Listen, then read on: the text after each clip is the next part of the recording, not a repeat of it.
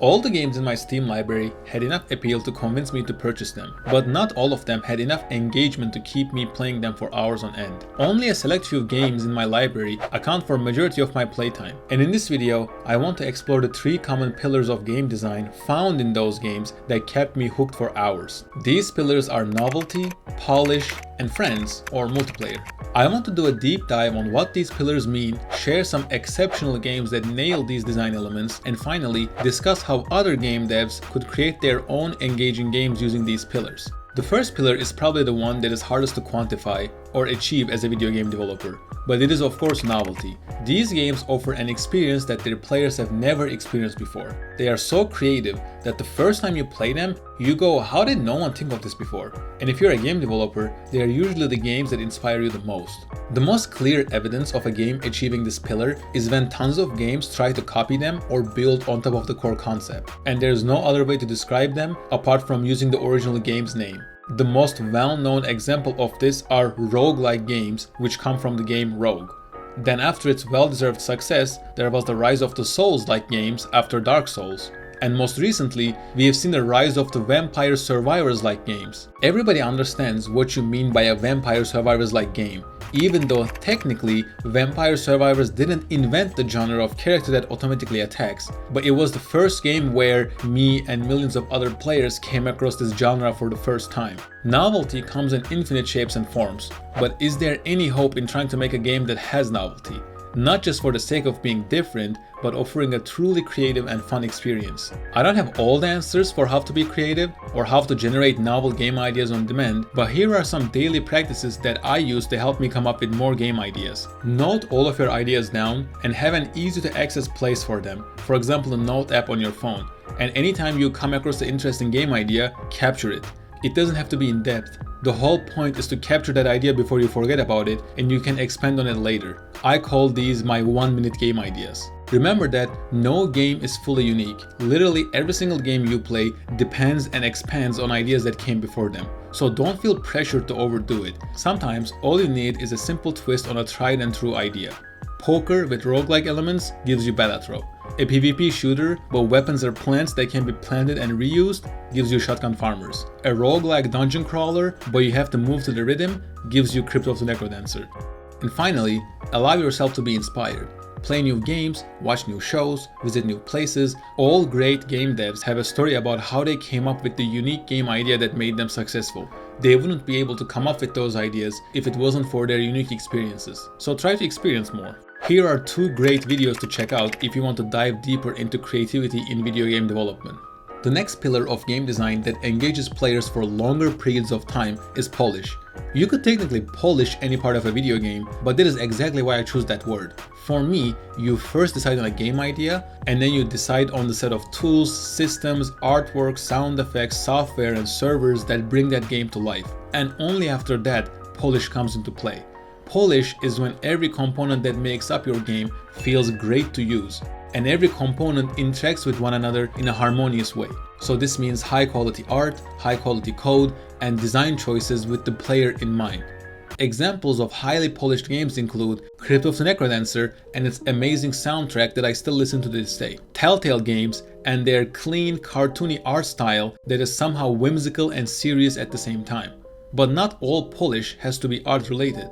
If you're a great game dev who isn't particularly skilled at art or sound assets, you can still take the extra time to polish your game in other ways. Localthunk, creator of Balatro, talked about how initially when he was just working on a card game to play with his friends, he obsessed over the feel of the card. And if you have ever played Balatro, you know exactly what he's talking about. All that extra effort yielded this product where it feels really satisfying to simply hold the card and move them around as you create your hand. Another example is Blizzard, which published multiple games that are known for their highly performant netcode. As someone who played plenty of multiplayer games, World of Warcraft and Overwatch are easily the top 2 in terms of how robust and clean the gameplay feels with respect to multiplayer. Years ago, I would play both of those games while my account was on a server across the ocean, and I could still complete WoW raids or enjoy a game of Overwatch, while other games would crash and burn as soon as you have a spike in lag.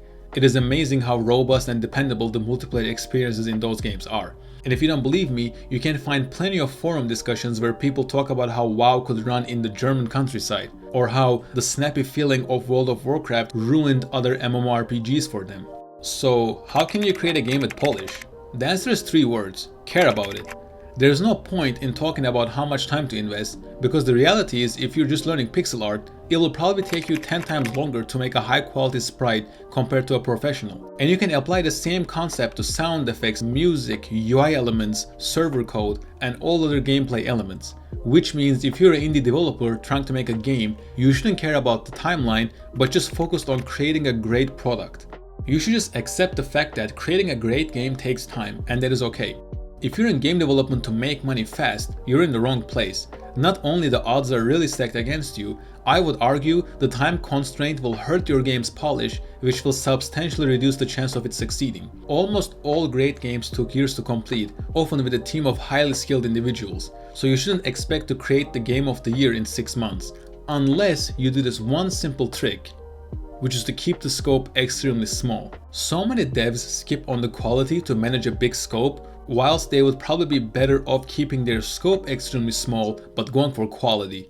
Because at the end of the day, there are hundreds and thousands of games in each niche category on Steam, and what will make your game stand out isn't the fact that you have 30 interconnected systems or hundreds of unique enemies. In fact, I believe these will end up hurting your game. Because if you have too much content or too many systems, not only it will take you more time to make sure they're all polished, each time you introduce something new, you will have more testing and repolishing to do, which means adding new content to your game will make it exponentially harder to keep it polished as it progresses. And of course, you can still make a big game, but there's a reason why large-scale games made by small teams or individual dev often have simpler visuals, music, and sound effects, because it already took them like 4 years to finish the game, and if they also had to have AAA graphics, it will probably never get done. But at the end of the day, you should decide what parts of your game should get more attention. Crypt of the Necrodancer should have a banger OST because it is a game about rhythm and music.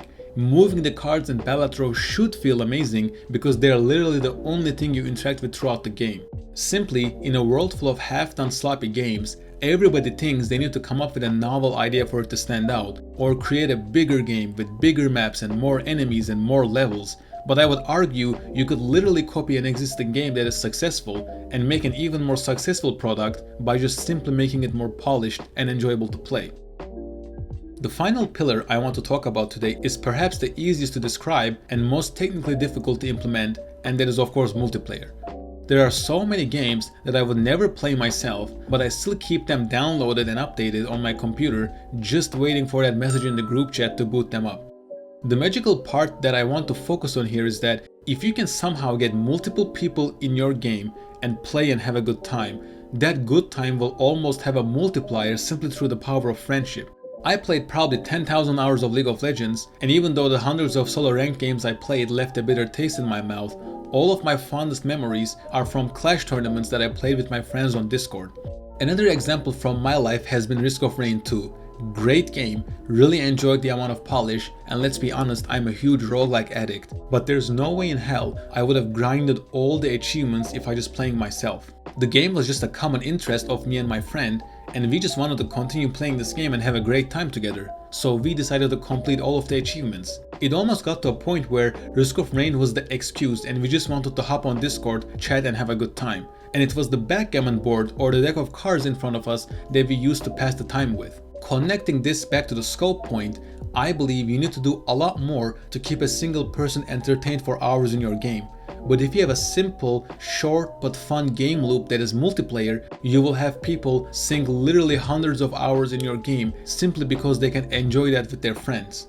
Inverses and Rounds are two amazing examples of games that took this idea to its limit. Both games revolve around the incredibly simple premise of 2D small map, 2 players, shoot each other, first one to die loses. But you add some cool simple mechanics to keep the game replayable and more fun, and watch groups of friends having a blast sinking hours and hours into your game. Just to give you more ideas, Gang Beasts and Party Animals are another pair of games that fit the formula of extremely simple fun game loop throw your friends off of platforms with goofy physics. But they added some simple mechanics on top, sprinkled in some polished art and sound, and they created this amazingly fun game that will have people tearing up while playing. I just want to clarify that I'm not sharing these example games as a way to dismiss the hard work put in by the game's developers. I am just pointing out the fact that these devs didn't invent the concept of PvP shooters or physics-based platform games. They just took these simple but solid game ideas, made them a bit more fun and polished, and together with a seamless multiplayer experience, they created great products. You can literally make your own rounds or gang beasts game, and I will be the first one to purchase and play them with my friends. And the formula that works is already there. All you have to do is to get that core concept, add your own creative spin into it, and get to work. I'm not saying that novelty, polish, or multiplayer cover every aspect of game design. Far from it.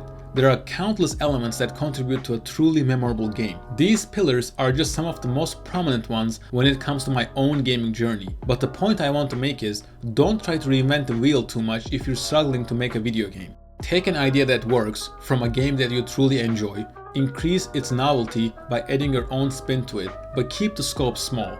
Make it an extremely polished product, but pick your battles when it comes to how much love each part of the game should have. Focus on the things that the players will interact with the most, the core mechanics, the home base of the player, etc. And if it fits the genre and you have the technical capabilities, try making it multiplayer to amplify the fun. I would love to hear your thoughts, whether you're a game developer or a gamer. What kind of games you can't stop playing? Or what other elements do you think are key for a game's success? Drop a comment down below. Thanks for watching. Hope to see you next time.